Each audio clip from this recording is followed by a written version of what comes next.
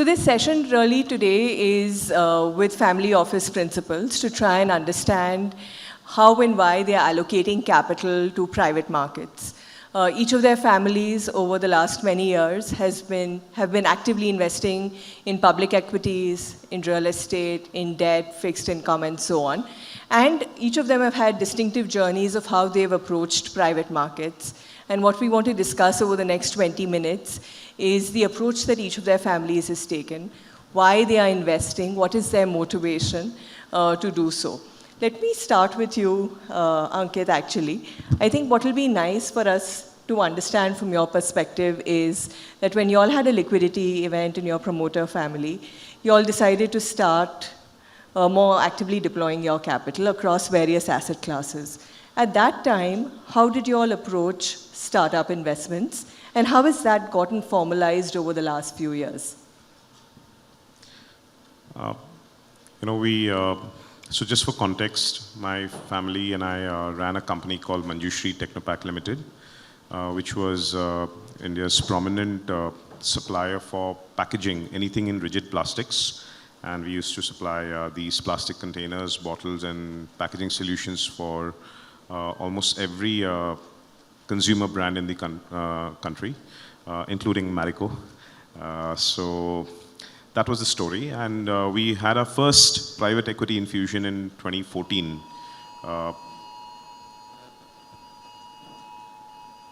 With a homegrown private equity fund called Kedara Capital. Now, so they got a significant minority. They bought 40% into the company. Now, when the first tranche of capital came in, it's money sitting in the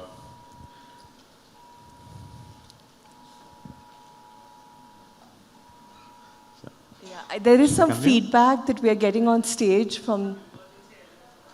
Okay, it's an emergency. Okay. Okay, so we are just testing. We don't need to react. If the hotel burns down, it's our responsibility. Okay, go ahead. Thank God for that. The first infusion when it came in, 40%, so we had money coming in, and then we didn't know what to do with it. Usually, the investors have some connection with wealth managers because they are the one who are investing, and they direct you to a wealth manager saying that this is perhaps a wealth that can be managed by a professional wealth manager. But I think that wasn't so much of an issue. When we got a complete exit in 2020, when Advent bought us out, that was when, by then we had 5 years of learnings of setting up the family office already. And then that's when we decided to completely formalize it with a professional CEO and make a very watertight IPS or an investment policy statement. It took some time for us to mature and not to handle day-to-day investments. You are tempted because you keep reading things online and newspapers and everything, and you want to get inside the operating nature of investments. And that's when we said that, look, public investments will be handled by the family office. And although these startup asset class, usually by operators or industrialists like us, sometimes seems to be a little, how do I say, unconventional. That's something that we don't understand very easily. So it had a lot of unlearning to be done. And that's when we said that, look, don't mingle or don't infuse the private investment asset class also with the family office. Carve that out, and that's how I started Capital A. It's a 250 crore fund, all of prop money. And we said that the culture of investment in public markets is substantially different from private markets. And I think so far, so good. That was the transition. All right. Adrija, for you all, I know you all didn't have or haven't had a liquidity event, so on. So your approach has been actually, if I may, and you can please add to this, is to actually diversify and get into newer asset classes that you all were not traditionally deploying investments into, correct? I think, thank you, Saina. Good morning.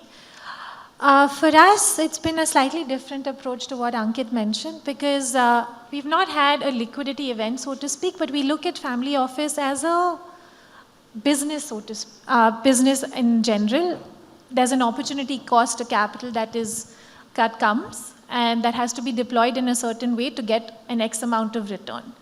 And that alpha that is generated between the money that comes out from the operating business, which is what is invested, is what the business or the P&L should look like. So in that aspect, we don't look at asset classes that other family offices do.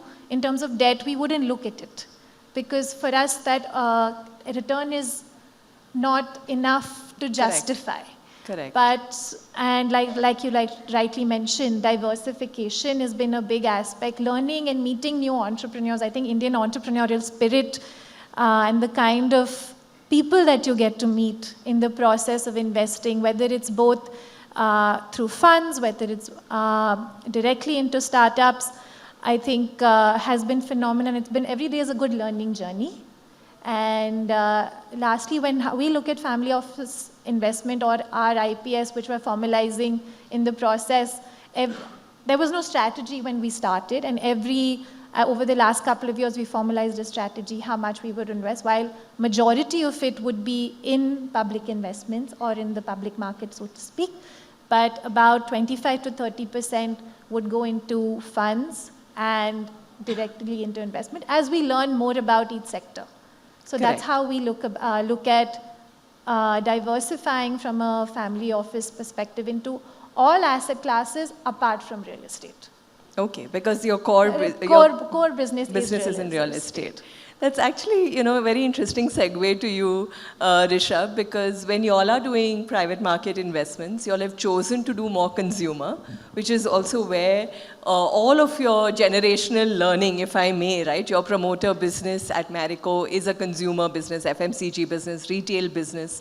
And you have decided, actually, even with your private allocation, to double down on that, which is very different and distinct from what Adrija is saying, right? Their motivation was actually to not touch real estate that much in privates. Give us a sense of why, what was the thinking in doubling down on this, setting up Sharp Ventures? Sure.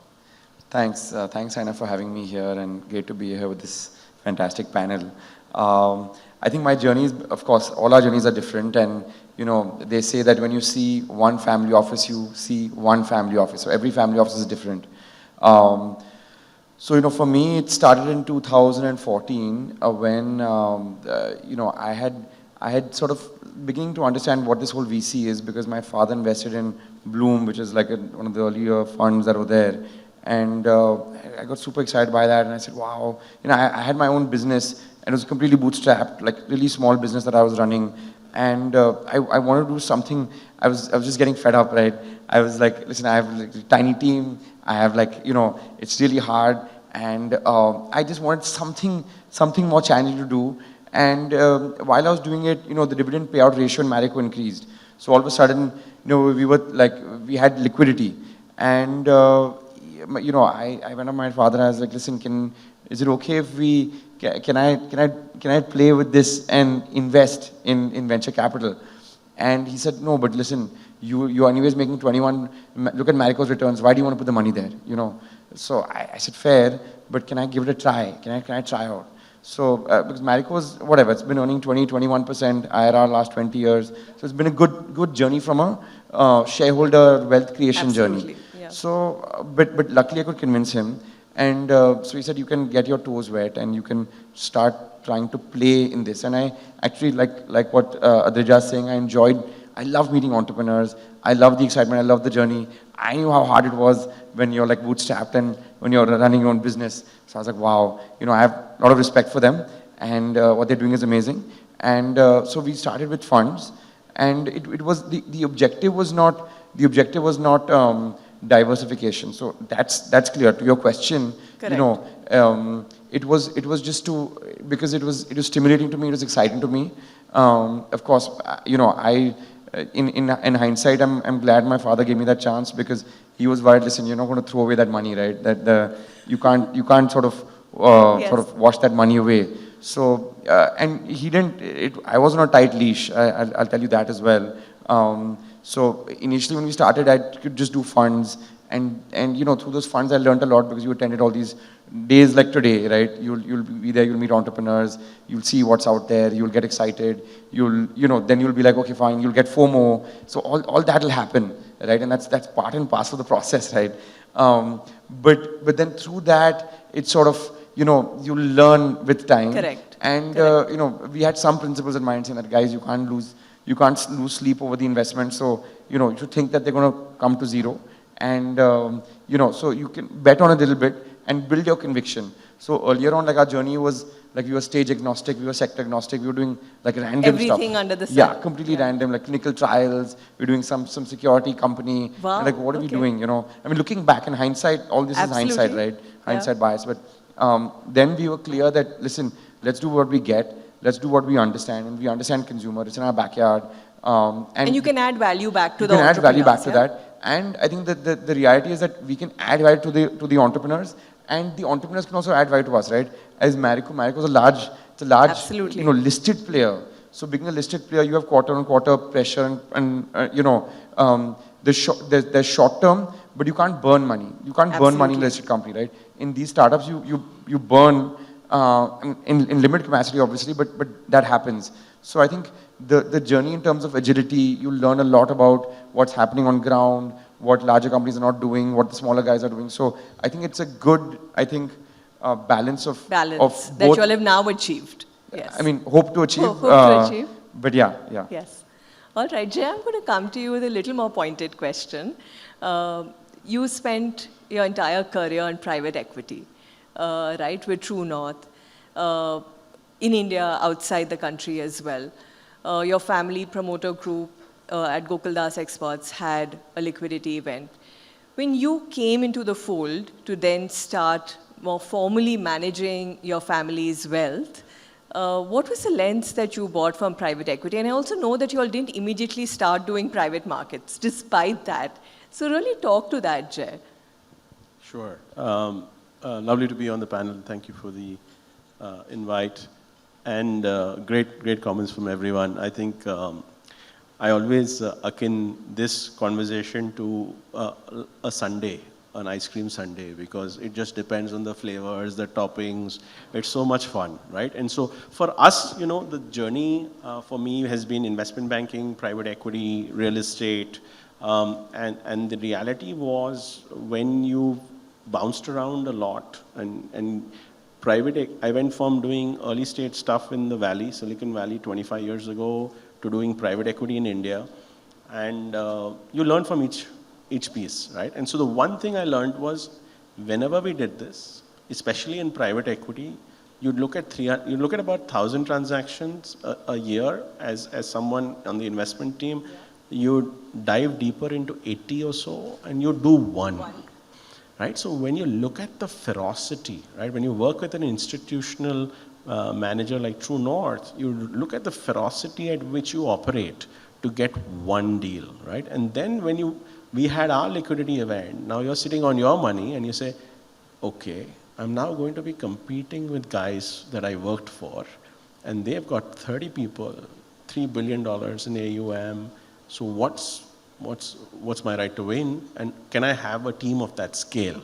So I think you have to, one is I tell everybody who's had a liquidity event is to say, boss, first take a holiday, right? Just go out, realize that you've just got multi-generational wealth, take your extended family, do what you want, come back after 2-3 weeks, now sit down on the drawing board and say, we're not putting money anywhere for the next 90 days, right? Next 90 days, anybody knocks, whichever wealth manager, how close he is to promoter, does not matter. Next 90 days is strategy, needs of the family, needs of the family, needs of different layers of the family, desires. So there's needs, there's desires, there's wants, right? There's this whole spectrum, right? And clearly the government is still telling us, watch out for the fire outside. But the point is that we did that. So we had that strategy happen. And you realize that, see, I kept getting all thanks to what I had done in the past. Everybody who bought a deal showed up on my table. They said, Jai, this is yours. You've done this before. I said, I am not putting 50 lakhs into this Kaka Mama's, this fellow's, so-and-so, this cousin's startup. I said, this is bullshit. This is all rubbish, right? This is the bottom of the barrel. And so the first thing we did is, okay, let's say I was saving myself. I said, listen, you all want to put money, right? Startups, early stage. Let's do some funds. So let's go map out some funds, good friends of ours who will have conversations every quarter, help us learn. And so we started with that. That's where we started. Correct. Now, I have the benefit of living through a few crazy cycles, .com, GFC, more recent. And that's the other thing you learn is things will get crazier than you ever expected. And so sometimes it's better to clamp back. So people ask me, like you just said, Yeah. we're just starting to do privates. Vintages matter, Correct. timing matters. And Ankit was saying this earlier, right? Is that this is, timing is now. Timing is now. When everybody else is sitting on the sidelines, are you ready? If you are family office capital, then this is the time to actually have a lot of conversations. Deals may happen 3-6 months down, but be open to that, right? So we are Okay. at that journey. So I think it's a lot of learning and unlearning throughout this process. Okay, wonderful. Ankit, you want to come in on that point, right? We spoke about this in the morning as well, right? We've actually seen a little bit of a freeze as far as funding is concerned. Lots of VCs sitting on, billions of dollars of dry powder, not really putting in capital into the markets, into startups today as aggressively as they were. Not just in 2021, but even in the cycle prior to that. Which begs the question now, what is the role that each of you believe that family offices or large capital allocators, let's just think of you all as capital allocators, can play in this market for yourselves from an investment point of view, but also from the point of view of deepening the ecosystem? Do you all really think about it in those terms? Or do you all just think about when you all are investing, your role more just as financial investors, right? Or do you all think about the ecosystem that you all are trying to create around each of you? And again, I just want to say that there is no right and wrong answer. We don't all have to go build an ecosystem. People at Let's Venture and Trika can do it. But what is that motivation for you all? For us, I think one thing was very clear that because you've had a liquidity event, the primary objective of the family office was wealth conservation as our first priority versus wealth creation. Reason being, I was fortunate for being a second generation entrepreneur. So my father, who started 43 years ago, and his all hard work sort of created that liquidity event. So the wealth has been created. The effect of compounding can come in with just consistent focus on whatever your target IRR is, and not taking too many adventurous tactical calls on your investment. As far as the ecosystem is concerned, because we have the manufacturing DNA in us, we all also wanted to get back to manufacturing. So my brother started something, I started something, which is again professionally managed in the packaging space. But more than that, I think we just wanted to stay in manufacturing, continue to open factories, continue to create jobs. Wasn't really overthinking too much on the ecosystem creation bit. Okay, wonderful. Adrija, for you all? I think from my perspective, family offices offer a different perspective to the cap table. While VCs offer how to allocate the money, what to connect to a network access of one kind, I think family offices offer a network access or a perspective in a different kind. For example, many of the family offices have taken companies public and know how to scale up the business because they come from that entrepreneurial DNA. So how to run the P&L more efficiently.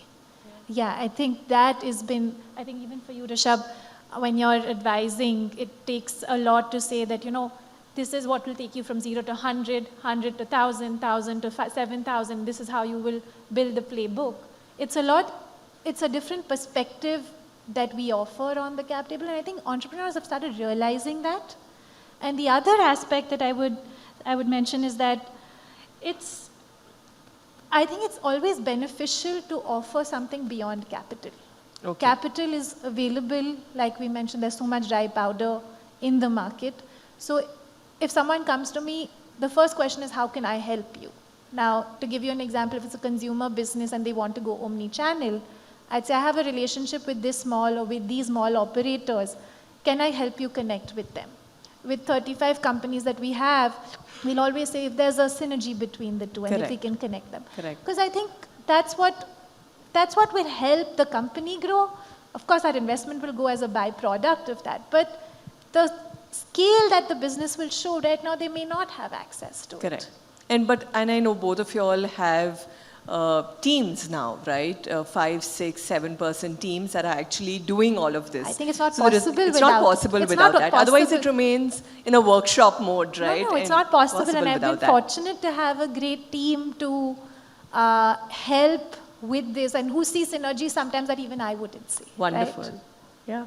Rishabh? No, I mean, totally sort of, second what Adrija is saying. I think two things in terms of, in terms of ecosystem and how you want to just sort of, to your question, right, that what do you want to do other than just financial? I think, given the fact that when we started, it was more just unorganized, and now today it's fully organized. So today, as we said, there's a team there, but the thought process is, two parts. One is in terms of ecosystem. Now we want to say two things. We want to say, fine, our aspiration is to be the best consumer investor in the country, right? That's the Okay. aspiration. Yeah. And now how do you build towards that? So what are you doing in terms of thought leadership out there? Right? Absolutely. What are you giving back to the ecosystem? Right? And you can do that with scale. I think when the scale is or when you're building it up, it's not there. And as you scale, I think you can do more and more of that. And then that's what brings you the respect. And that's why and it's a sort of virtuous cycle where then you get the right entrepreneurs to come to you as well. So I think one is giving back. And Yeah. we've had stuff like, we had our first Sharp Summit where we invited like 250 entrepreneurs in Bombay, and then just had these thought leaders coming. So stuff like what you do at Tricloud, Let's Ignite. So that's one part. And the other part again that I want to touch upon is the family office piece, right? So that as an asset class, as an investor class, we want to reckon with. So I do believe that we have long-termism, right?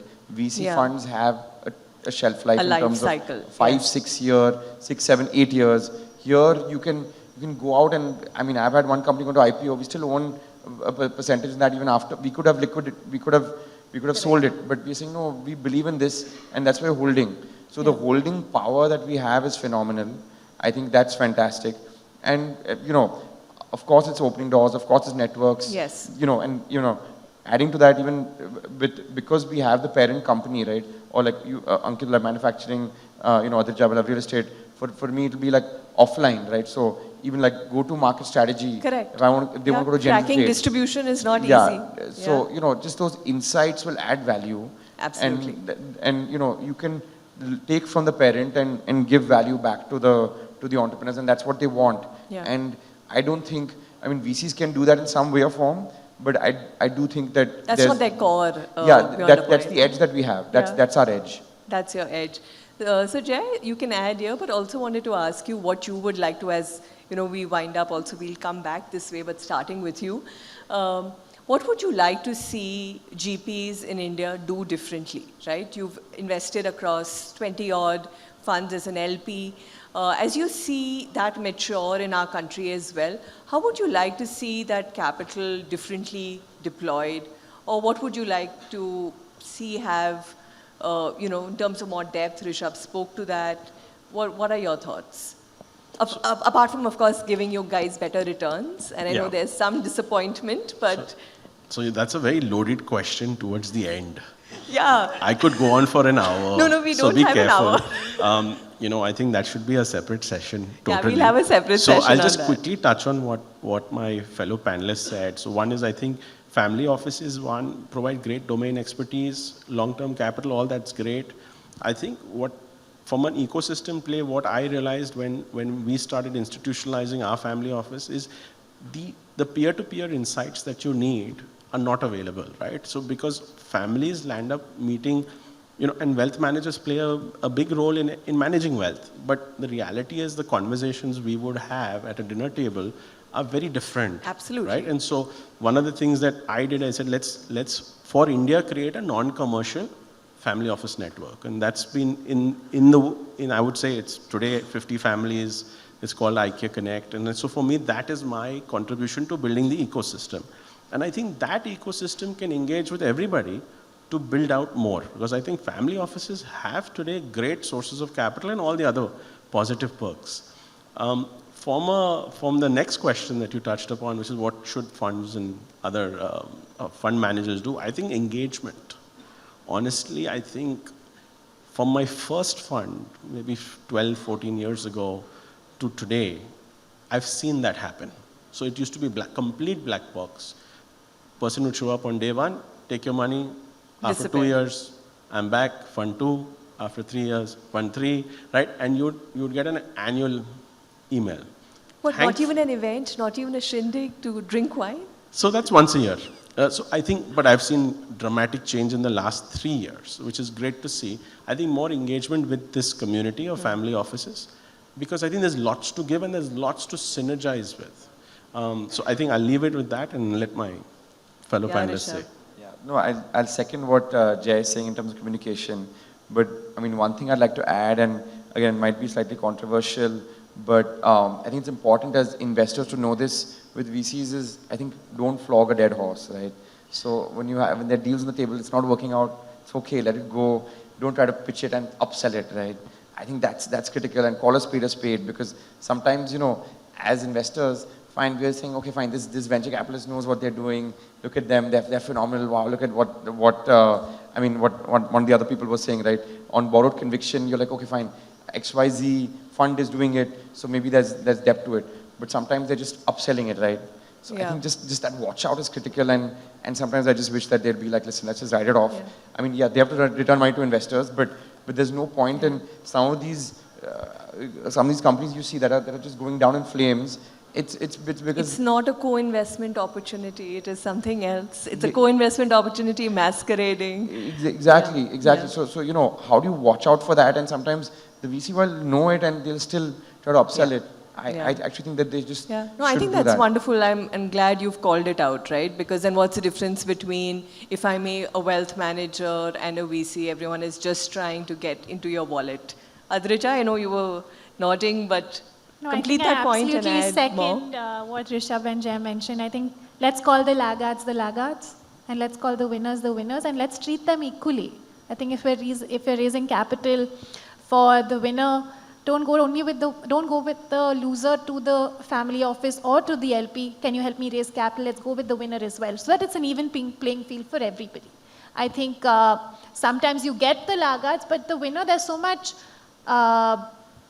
strife to get your allocation into the winner that you wouldn't even think about the other person, right? Yeah. So it has to be an even playing field. If it's a winner, it's a winner. It's a laggard, let's treat them equally. Okay. Yeah, and we know venture is all about, 2 out of a portfolio of 30 doing well. So, it's not a secret anymore. Ankit? But usually that's a bait used by a lot of VC funds that, we'll give you co-investment opportunities, and to Adrija, they can say, look, we need your connections. To Rishabh, they can say, we need your distribution. And for Jay, they can definitely say your years of experience. And usually that's a conversation before your drawdown. And the day the drawdown happens, it's usually a forgotten story. And then you perhaps either when they're raising their next fund, the conversation begins at that, or when they're finally distributing principal and profits. Finally distributing capital. Sorry, I don't want to make this more controversial than it has already become. We are also out of time. And with respect to the next panel that comes on, thank you very, very much for joining us today, for your candor and for your thoughts. We all really appreciate it. Thank you.